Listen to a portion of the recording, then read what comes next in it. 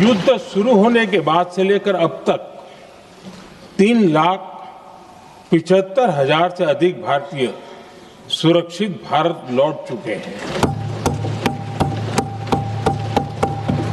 Iran से ही अभी तक लगभग 1,000 भारतीय सुरक्षित वापस लौटे हैं।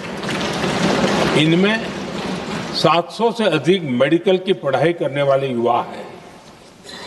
खाड़ी देशों में भारतीय स्कूलों में हजारों विद्यार्थी पढ़ते हैं। सीबीएसई ने ऐसे सभी भारतीय स्कूलों में होने वाली कक्षा 10वीं और 12वीं की निर्धारित परीक्षाओं को रद्द कर दिया है। इन बच्चों की पढ़ाई निर्बाध चलती रहे, इसके लिए सीबीएसई उचित कदम उठा रही है। यानी सरकार संवेदनशील भी है, सतर्क भी है और हर सहायता के लिए तत्पर भी है। माननीय अध्यक्ष जी, भारत में बड़ी मात्रा में कच्चा तेल, गैस और फर्टिलाइजर जैसी अनेक जरूरी चीजें हॉर्मुज स्ट्रेट के रास्ते से आती हैं। युद्ध के बाद से ही हॉर्मुज स्ट्रेट में जहाजों का आना जाना बहुत चुनौतीपूर्ण हो गया है।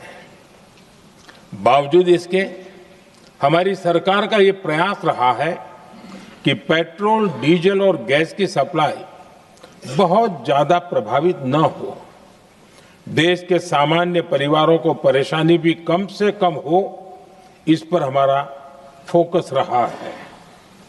हम सभी जानते हैं, देश अपनी जरूरत की 60% एलपीजी आयात करता है।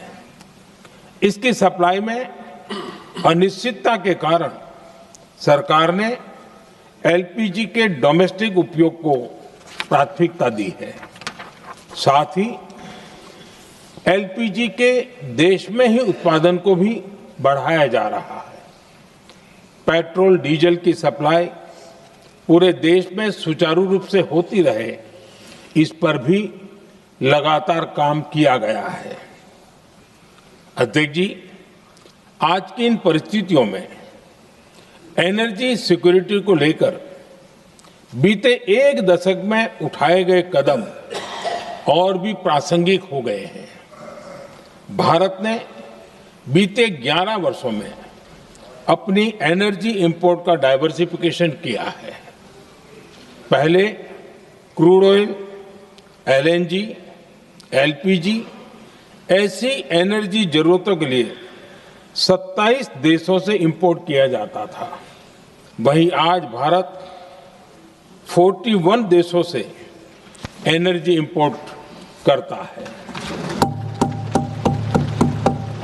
अध्यक्ष जी, बीते दशक में भारत ने संकट के ऐसे ही समय के लिए कच्चे तेल के भंडारण को भी प्राथमिकता दी है।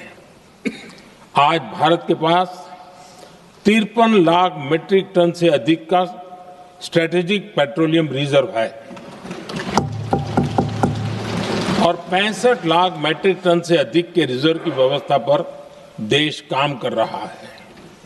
हमारी तेल कंपनियों के पास जो रिजर्व रहता है वो अलग है। बीते 11 वर्षों में हमारी रिफाइनिंग कैपेसिटी में भी उल्लेखनीय वृद्धि हुई है। अध्यक्ष जी, सरकार अलग अलग देशों के सप्लायर्स के साथ भी लगातार संपर्क में है। प्रयास ये है कि जहां से संभव हो वहां से तेल और गैस की सप्लाई होती रहे।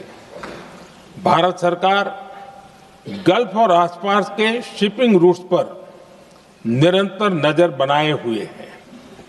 हमारा प्रयास है कि तेल हो, गैस हो, फर्टिलाइजर हो, ऐसे हर जरूरी सामान से जुड़े जहाज भारत तक सुरक्षित पहुंचे। हम अपने सभी वैश्विक सहयोगियों के साथ निरंतर संवाद कर रहे हैं ताकि हमारे मैरीटाइम कॉरिडोर सुरक्षित रहे। ऐसे प्रयासों के कारण बीते दिनों हॉर्मुज स्ट्रेट में फंसे हमारे कई जहाज भारत आए भी हैं। अध्यक्ष जी, संकट के इस समय में देश की एक और तैयारी भी बहुत काम आ रही है। पिछले 10-11 साल में इथेनॉल के उत्पादन और उसकी ब्लेंडिंग पर अभूतपूर्व काम हुआ है। एक दशक पहले तक देश में सिर्फ 1-1.5% इथेनॉल ब्लेंडिंग कैपेसिटी थी। आज हम पेट्रोल में 20% इथेनॉल ब्लेंडिंग के करीब पहुंच रहे हैं। इसके कारण प्रति वर्ष करीब 4.5 करोड़ बैरल कम ऑयल इंपोर्ट करना पड़ रहा है। ऐसे ही रेलवे के बिजलीकरण से भी बहुत बड़ा फायदा हो रहा है। अगर रेलवे का इतना बिजलीकरण न होता तो हर साल करीब 180 करोड़ लीटर डीजल अतिरिक्त लगता। ऐसे ही हमने मेट्रो का नेटवर्क बढ़ाया है। 2014 में जहां देश में मेट्रो नेटवर्क 250 किलोमीटर से भी कम था, आज ये बढ़कर करीब 1100 किलोमीटर हो गया है। हमने इलेक्ट्रिक मोबिलिटी पर बहुत अधिक बल दिया। केंद्र सरकार ने राज्यों को 15,000 इलेक्ट्रिक बसें चलाने के लिए दी हैं। आज जिस स्केल पर वैकल्पिक ईंधन पर काम हो रहा है, उससे भारत का भविष्य और सुरक्षित होगा।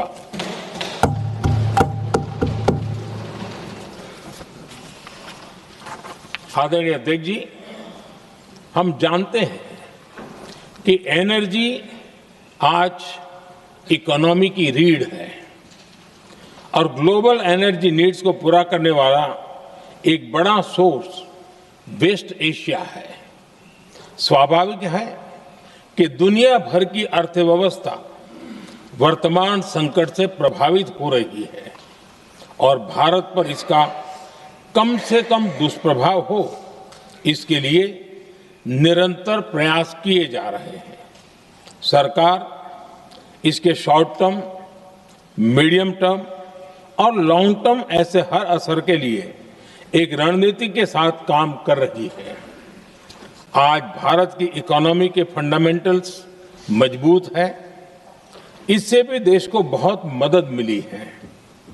हम हर सेक्टर के स्टेक होल्डर्स के साथ चर्चा कर रहे हैं।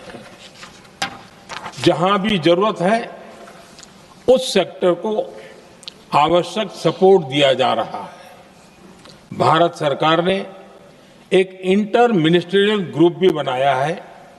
ये ग्रुप हर रोज मिलता है और हमारे इंपोर्ट एक्सपोर्ट में आने वाली हर दिक्कत का आकलन करता है और ये ग्रुप आवश्यक समाधान पर भी निरंतर काम करता है। मुझे पूरा भरोसा है कि सरकार और इंडस्ट्री के साझा प्रयासों से हम परिस्थितियों का बेहतर सामना कर पाएंगे। माननीय अध्यक्ष जी, एक बड़ा सवाल ये है कि युद्ध का खेती पर क्या प्रभाव होगा। देश के किसानों ने हमारे अन्न के भंडार भर रखे हैं, इसलिए भारत के पास पर्याप्त खाद्यान्न है। हमारा ये भी प्रयास है कि खरीफ सीजन की ठीक से बुआई हो सके। सरकार ने बीते सालों में आपात स्थिति से निपटने के लिए खाद की पर्याप्त व्यवस्था भी की है। अतीत में भी हमारी सरकार ने दुनिया के संकटों का